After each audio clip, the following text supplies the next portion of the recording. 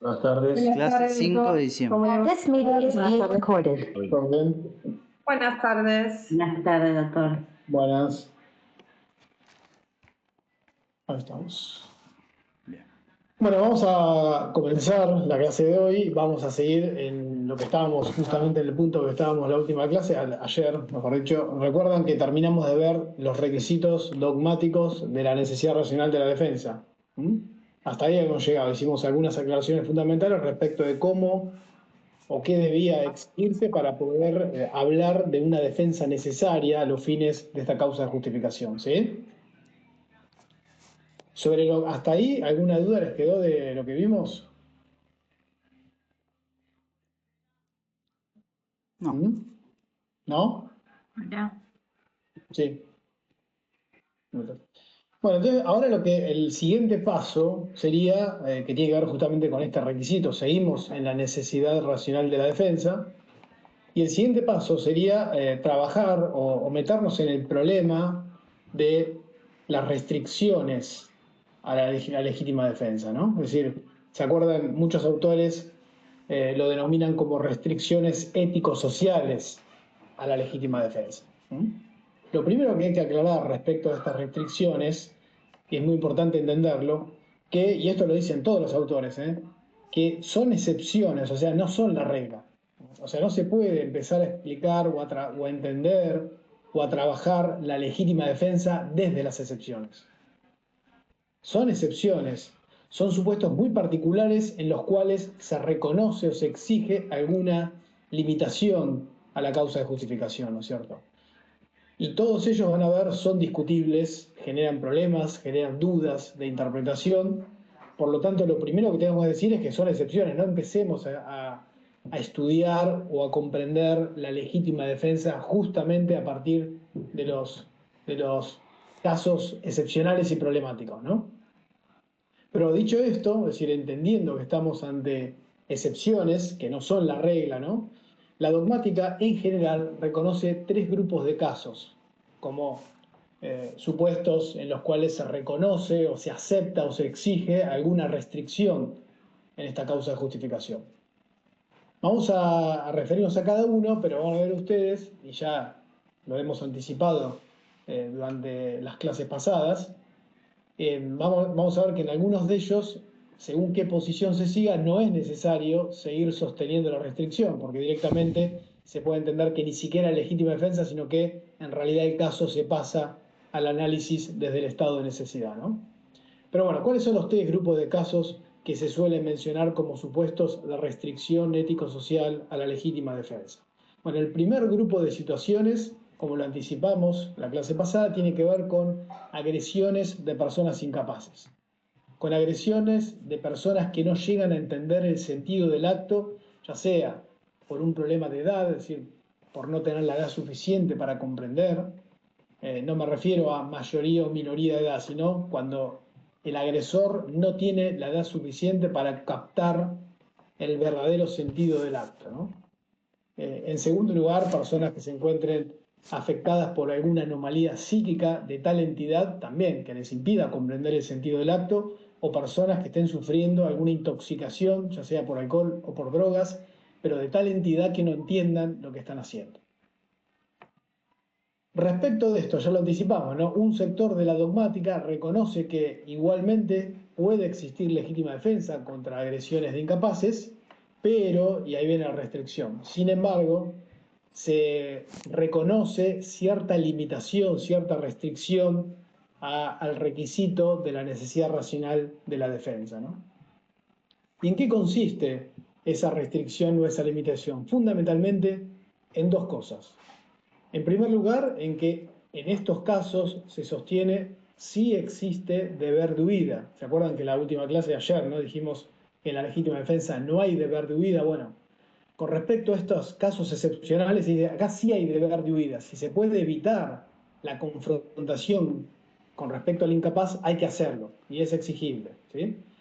Y en segundo lugar, la restricción se traduce en cierto control de proporcionalidad. Cierto control de proporcionalidad. Es decir, básicamente, no es que se exige proporcionalidad como criterio general, pero sí se dice, bueno, que cuando el agresor es una persona incapaz que no entiende el sentido de la agresión, entonces no se pueden aceptar menoscabos absolutamente desproporcionados en los bienes del agresor, con lo cual hay que aceptar que existe una especie de control de proporcionalidad en la legítima defensa. ¿Estamos? ¿Sí? Esta es una primera restricción. Pero bueno, ya vimos precisamente ayer, me parece, que para la otra posición, que es la que entiendo más razonable, ¿no? Para la posición que directamente considera que para que exista agresión ilegítima, el agresor debe comprender el sentido de la agresión, debe tener capacidad de comprensión, y si no la tiene, directamente no existe agresión, bueno, ya, como decía ayer, hay un problema de menos, ya no importa esta restricción. Es decir, para la postura más restrictiva, que descarta la legítima defensa en caso de agresiones de personas incapaces, entonces esta restricción ya no se sostiene, porque directamente los casos se sacan de la legítima defensa y se llevan al estado de necesidad defensivo.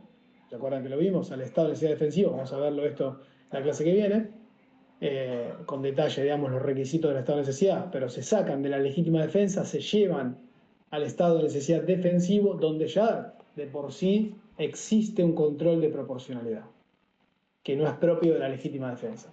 ¿Sí? ¿Queda claro? Bien, un segundo grupo de restricciones a la legítima defensa, lo voy a mencionar solamente a propósito porque justamente después vamos a meternos con el tema de la legítima defensa en contextos de violencia doméstica, ¿no? Y van a ver ustedes que acá tenemos un problema y hay que hacer una aclaración particular. Por lo tanto, solamente lo voy a introducir para que seguir un orden, porque esto también tiene que ver con las restricciones. Un segundo grupo de casos en los cuales se reconoce cierta restricción a la legítima defensa son aquellos casos en donde existe un vínculo especial entre la persona agredida y el agresor. No cualquier vínculo, sino un vínculo del cual derive, es decir, existe un vínculo y de ese vínculo surge que la persona agredida es garante del agresor. Esa es la situación concreta, insisto. Cuando el agredido es garante del agresor. En estos casos existe una opinión muy importante, yo diría con bastante desarrollo histórico, ¿no? En la dogmática de la legítima defensa, también de reconocer cierta restricción a la causa de justificación, ¿no es cierto? Por ejemplo, cuando la agresión comete un hijo contra un padre o una madre, ¿no?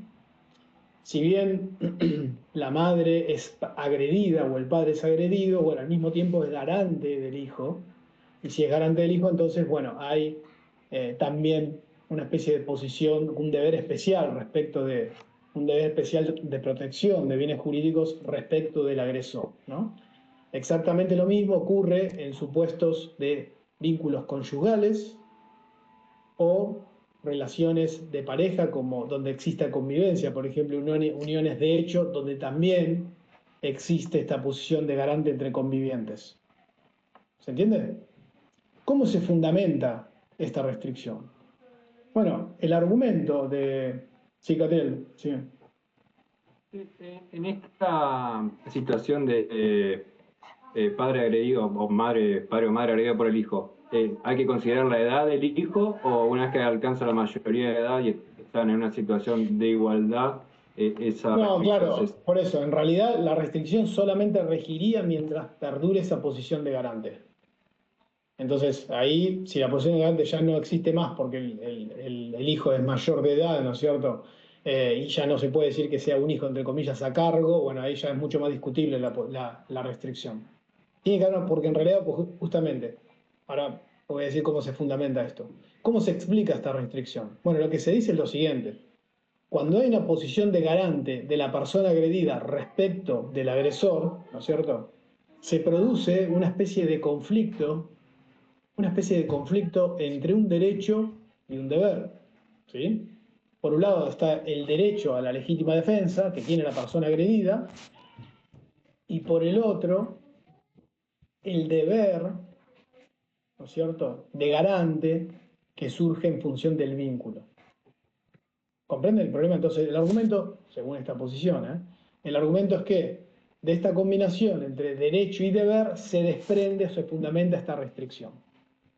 ¿Y en qué se traduce la restricción? Exactamente en lo mismo que vimos antes. Es decir, acá sí hay deber de huida y, por otra parte, no se pueden justificar menoscabos absolutamente desproporcionados, aunque sean necesarios, en el marco de la causa de justificación. ¿Se entiende el razonamiento? Pero bueno, esto simplemente lo quería introducir porque lo vamos a discutir enseguida, porque claro, fíjense que si esto es así, entonces, en los casos de legítima defensa, en contextos de vínculos de pareja, habría que sostener una restricción a la causa de justificación, ¿no?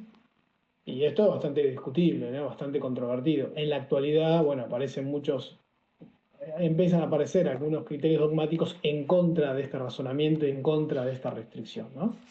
Pero bueno, esto enseguida lo vamos a ver cuando discutamos el tema de la legítima defensa en contextos de violencia doméstica. Yo les anticipo, en mi opinión, esta restricción tampoco debe ser sostenida. Tampoco debe ser sostenida. Ya voy a explicar por qué. Bueno, y un tercer grupo de restricciones, o sea, la primera no tiene que ser sostenida porque es un estado de necesidad. La segunda, creo yo, no tiene que ser sostenida porque no hay suficiente fundamento legal para sostener esta restricción, ¿no? Y el tercer grupo de casos en los cuales la mayoría de la dogmática reconoce y acepta cierta restricción a la legítima defensa, es el caso de las llamadas agresiones insignificantes, o también se suelen llamar agresiones de bagatela. Esta restricción a mí me parece que sí hay que mantenerla, creo que es necesaria, y además encuentra apoyo, ¿no es cierto?, indirecto en el régimen de la ley, en una palabra que ahora voy a mencionar que está en el 34 sexto, ¿no? Pero primero quiero decir a qué nos referimos cuando hablamos de agresiones insignificantes o de bagatela. Bueno, fíjense, todos los autores que sostienen esta restricción hacen una aclaración fundamental. Esto no es aplicable a cualquier tipo de agresión. Esta restricción no es aplicable a cualquier tipo de agresión.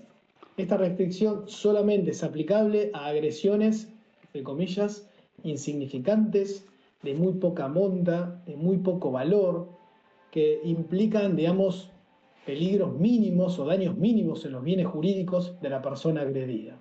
Hay que circunscribirlo exclusivamente a estos casos de agresiones de poca monta. Y un ejemplo de manual, digo de manual porque realmente es un ejemplo de laboratorio, porque si este ejemplo se lo trasladase a la realidad, seguramente no ocurriría así, como se plantea el ejemplo. Pero bueno, como todo ejemplo de laboratorio sirve precisamente para poner a prueba las concepciones dogmáticas, ¿no? ¿Se acuerdan el famoso caso del ladrón de frutas que tratan muchos autores, ¿no? Sí. Este es el típico caso. ¿Se acuerdan cómo era? ¿Quién lo recuerda el caso del ladrón de frutas? Si no me equivoco, había una persona que no se podía mover en una silla de ruedas y un menor vecino va a robarle una fruta al árbol y el señor que estaba en silla de ruedas lo único que tenía para defender esa fruta era una escopeta y efectúa el disparo y mata al agresor. Exacto. Vamos a ponerle algún condimento para que quede más, para que sea más evidente y no dé lugar a discusión el caso, ¿no? Porque ahí es verdad, siempre el caso se cita como que el agresor es un menor. Bueno, esto no cambiaría demasiado, ¿no? Porque ya dijimos que no se trata de determinar si es mayor o menor, sino más bien de si tiene o no tiene comprensión del sentido de la agresión. Pensemos que el agresor entiende perfectamente que está robando las frutas de su vecino, del campo vecino, ¿no?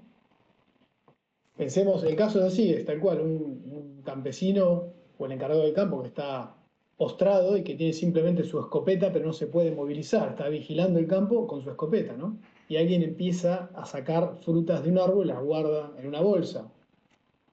Entonces, frente a eso, para ponerlo más evidente el caso, ¿no? Este sujeto realiza una advertencia, que deje las frutas porque si no le va a disparar. El ladrón de frutas, en lugar de dejar las frutas, lo que hace es empieza a retirarse con las frutas que juntó, las pocas frutas que juntó en una bolsa, ¿no? Se empieza a ir del campo, pero con las frutas. Entonces, imaginémonos que el campesino le vuelve a advertir que deje las frutas y además realiza un disparo de advertencia. El sujeto se sigue yendo y en un momento ya lo va a perder de vista y si no le dispara, si no le apunta, entonces ya no va a poder, no hay ninguna chance, ya no cuenta con ningún otro medio efectivo de defensa. ¿Se entiende?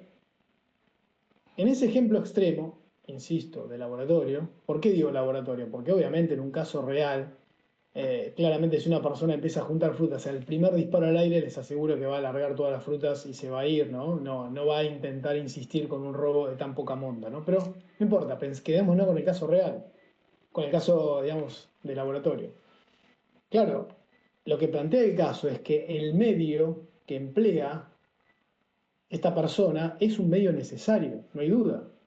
O sea, entra en el concepto dogmático que vimos ayer, porque no contaba con otro medio menos lesivo, pero efectivo para evitar esa agresión. ¿Sí? Sin embargo, la mayoría de la dogmática dice, bueno, señores, pero acá hay que aceptar, hay que exigir una restricción a la legítima defensa, esto no puede justificarse, no se puede aceptar que se sacrifique una vida solo por algunas frutas, ¿no es cierto? Y ahí viene la restricción. Pero lo primero que quiero marcar, que esta restricción solamente resulta aplicable cuando estamos ante una agresión evidentemente insignificante o de bagatela, ¿no? ¿Cómo se fundamenta esta restricción? Bueno, hay diferentes criterios dogmáticos, ¿no? Algunos autores invocan los principios fundamentales, las convenciones, por ejemplo, las convenciones internacionales sobre derechos humanos, de las cuales se desprende que la vida es un bien jurídico fundamental, ¿no? Y que nadie debería ser privado arbitrariamente de la vida. Esta fundamentación es bastante discutible y controvertida, ¿no? Porque en realidad las convenciones internacionales de derechos humanos limitan al Estado, no a los ciudadanos.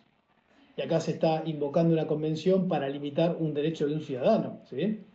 Además, es bastante discutible que matar en legítima defensa sea privar arbitrariamente la vida de otro, ¿no? Si la conducta está justificada, no se daría el requisito de la arbitrariedad de la privación de la vida, ¿no?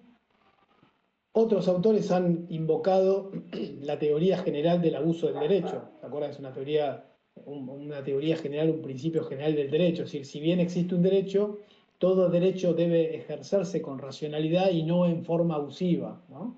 Entonces, por lo tanto, si bien hay legítima defensa, bueno, implicaría matar por pocas frutas, implicaría un ejercicio abusivo del derecho a la legítima defensa. Y otros autores, y esto me parece es especialmente aplicable a nuestro país, con razón, han tomado, como decía antes, una palabra del 34 sexto que de alguna forma da sustento legal a esta limitación, que es la palabra racional. Fíjense que la ley no dice necesidad de la defensa, sino que dice necesidad racional de la defensa. ¿Sí? Entonces, hay otro criterio que me parece que es el que se ajusta a nuestra legislación, que dice, bueno, señores, la palabra racional nos permite descartar la legítima defensa en casos extremos donde la agresión es insignificante, es de bagatela, ¿no es cierto? Y donde en consecuencia existe una absoluta e irrazonable desproporcionalidad por más que exista necesidad de la defensa. ¿Sí? Esta palabra racional del texto del 34 sexto es muy interesante, es muy importante. Yo creo que es bueno que esté, es mejor que esté. Primero porque es un término amplio que permite, que ayuda para muchos criterios, ¿no? Por ejemplo, fíjense, es muy particular esto, pero la palabra racional sirve, como estamos viendo ahora, para aceptar alguna restricción excepcional a la legítima defensa, pero al mismo tiempo la palabra racional también sirve para ampliar la legítima defensa. ¿Por qué? Porque también, ¿se acuerdan que discutíamos, no me acuerdo en qué clase fue, la cuestión de si los elementos de la causa de justificación se determinan ex post o ex ante, ¿no? Bueno, yo decía, bueno, la necesidad de la defensa es un ejemplo donde el elemento debe ser constatado, determinado, configurado conforme a una perspectiva objetiva ex ante, o sea, de acuerdo a lo que es razonable suponer en el momento del hecho. Bueno, fíjense, esta concepción que entiende que el requisito de la necesidad de la defensa debe ser realizado conforme a una perspectiva objetiva ex ante, o sea, según lo racional en el momento del hecho, lo que es razonable pensar en el momento del hecho. ¿Se acuerdan que vimos el ejemplo del que lo apunta con una réplica en la cabeza? Bueno, este criterio dogmático en nuestro país también encuentra apoyo en la palabra racional del 34.6. O sea, es muy significativo porque esta palabra racional sirve para varias cosas. O sea, por eso digo que es bueno que se mantenga esta palabra en el 34.6, ¿no? Pero insisto, ahora voy, Matías, lo que digo es con respecto a esta restricción. El criterio dogmático es que esta restricción no rige para cualquier caso de desproporcionalidad, ¿sí? Porque esto nos llevaría a traicionar entonces los fundamentos de la legítima defensa y ya entonces llevaríamos la legítima defensa a un estado de necesidad. Esta restricción se admite únicamente en casos de agresiones insignificantes y en casos de agresiones o también llamadas de bagatela, ¿no? Y dicho esto nos conduciría al problema de la insignificancia o la bagatela, ¿no?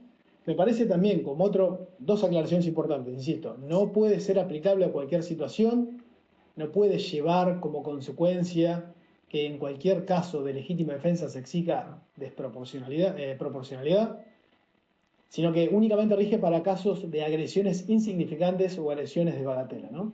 Y la segunda aclaración que está enlazada con esta es que para determinar cuándo estamos o no frente a una agresión insignificante o frente a una agresión de bagatela, debe ser analizada la cuestión desde la perspectiva de la persona agredida, no desde la perspectiva de un tercero, ¿no? Puede ser el juez o la jueza, sino desde la perspectiva de la persona agredida.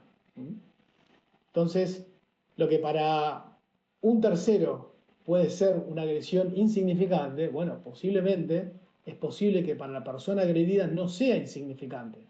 Y por lo tanto, ya ahí no va a tener ninguna posibilidad de funcionar esta restricción. ¿Se entiende el concepto? Es excepcional solamente para agresiones de bagatela o insignificancia y para determinar cuándo realmente una agresión es insignificante o bagatela, tenemos que tener especialmente en cuenta la situación particular de la persona agredida, ¿no? Con estas aclaraciones, a mí me parece que está bien mantener esta restricción y que, insisto, encuentra respaldo legal en la palabra racional. Y vuelvo a lo mismo que surgía ayer con las preguntas. Todo esto, obviamente, para afirmar o descartar la legítima defensa, ¿no? Pero después ya nos podemos ir al problema del exceso o al problema del error, que es otra cuestión. ¿Sí?